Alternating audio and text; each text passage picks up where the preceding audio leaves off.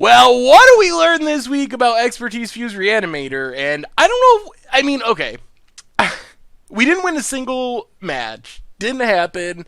And part of that is the deck felt really inconsistent. Like, yes, we occasionally did really crazy things, but it pretty much felt like an against the odds deck. Like 10% of the time or something, we might get a Emrakul on turn 2 or turn 3. And then a lot of those other games, we just really did pretty much literal nothing. Just had the wrong mixtures of cards. I felt like the Through the Breach version is better. With the Brain in the Jar version, it just is so bad when we don't draw a Fuse card, which happened rather frequently, and we would just draw like Eldrazi after Grizzlebrand after Eldrazi, and none of those cards did anything. They were just actual dead cards. So that was a bit troubling, and then we switched to Breach, and we got some Breach hits, but the other thing is our luck was absurdly bad, and I try to stay away from saying like we're unlucky, and because people think it sounds salty, and maybe it is, but in these scenarios, it's literal just like math scenarios where normally you're like 75-ish, depending on the exact construction of your hand and stuff, but somewhere between like 75 and 80% to hit a big thing off of a breaking entering, and we were consistently whiffing. Like, over the course of these matches, I can't even count the number of times we ended up with Dryad Arbors, Noble Hierarchs, or the literal zero creature whiff as we saw in the last game. So I think we were also just, we did not run well, and that's the thing about this deck. This deck isn't the infamous small Japanese tournament deck. This deck actually won a GP qualifier, I think, which is, to be fair, a small tournament, probably maybe 4 rounds or something, and I could see how this deck could do it. If you ran well and just drew good hands for 4 rounds in a row, you could easily go 4-0 and win a GP trial. That's definitely something that could happen.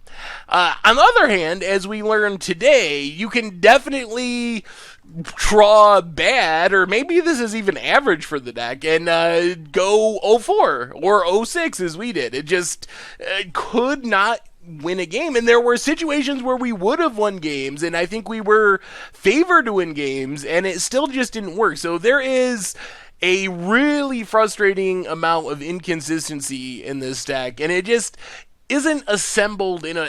maybe there's no solution for it. It's just, we draw the wrong half of our deck, and it's almost worse than the ramp deck suffer from drawing the wrong half of your deck sometimes. You want a big thing, and you draw ramp, or you need ramp, and you draw big things. This deck, there's almost like thirds of the deck. Like, sometimes we don't have the mana we need to do things. Other times, we have our Fuse cards, and we don't have the ability to actually cast them with an Expertise. Other times, we have our Expertises, and we don't have Fuse cards. Yet other times, we just draw a whole bunch of Emrakuls and Grizzlebrands that are pretty much worthless because they rot in our hand and we can't cast them. So there's just, oh man, a lot of inconsistency in this build, and I don't know if it's salvable. Like, we tried Brain in the Jar, and I honestly really think that is worse than Through the Breach. And then we tried Through the Breach, and it felt a little bit better, but it still obviously wasn't great. We still 0-3'd with the Through the Breach build instead of Brain in the Jar.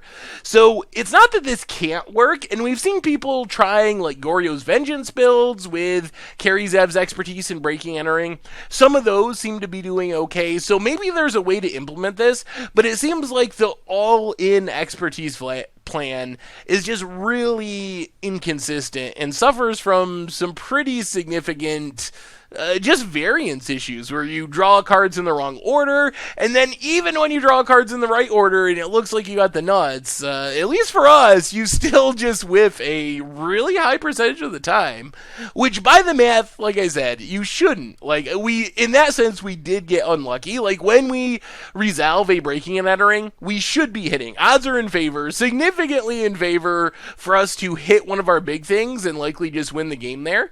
But we just it didn't happen this time. It just didn't happen, and there's not much you can do about it. So we had the natural variance issues of the deck combined with just kind of being unlucky, and not in a salty way, just like by the math, we should have hit things more often than we did. And it wasn't like one game. There was like 3 or 4, maybe even 5 instances where our breaking enterings just didn't do what the math said they should do. But anyway, I think the idea is cool. But overall, I think that Expertise Fuse Reanimator, at least this all-in build, where your one and only plan is to use your expertises to breaking and entering and so forth, it's an against the odds deck. That's my final verdict on it. You can play it, you can have fun with it. Some small percent of the time, you will do something really crazy, and it'll be awesome, and you'll get a turn 1 or turn 2 Emrakul, and maybe those times are worth it, but as far as being consistent and winning tournaments, I just don't know if this deck actually has it in it. One other thing, if you do play this build, oh man, that sideboard was, I don't know, miserable? The sideboard went along with the we're an all-in combo deck that's going to win on turn 1 or turn 2 plan. That's the only real value of Chancellor, is if you're literally winning on the first couple turns of the game. Leyline is kind of the same way. It's to protect us from turn 1 Thoughtseize and so forth. And because we got the all-in combo draws so infrequently, I'm not even sure that it's worth it to have an all-in combo deck type sideboard. So I think maybe the way forward for this deck, apart from the Goryo's Vengeance, pseudo Expertise Reanimator builds that have been popping up, might just be to be a more resilient deck where this is a piece of it, but it isn't the only thing you're doing. Combining maybe like the Bird Brain Gifts Ungiven decks we played before. Maybe you are using the expertise cycle to sometimes cast a breaking and entering for free, but maybe instead of getting an Emrakul, maybe you're getting Grizzlebrands, Elish Norns, cards that you can also gift for with the help of Brain in the Jar, get them back with Unburial Rights. So maybe it's a more resilient, like Esper Charm, Path to Exile, Wraths type of package that would let this idea work, rather than just being all in on being this Goryo's Vengeance type combo deck. Because really, if you're going to play a turn 2 Emrakul or Grizzlebrand deck, at least based on my experience with this build and our experience today, you're way better off going the Goryo's Vengeance route than trying to do it with Expertise Fuse Reanimator. So anyway, that's been our Much Abrew for this week. Thank you very much for watching. I hope you enjoyed the video, and I will talk to you soon.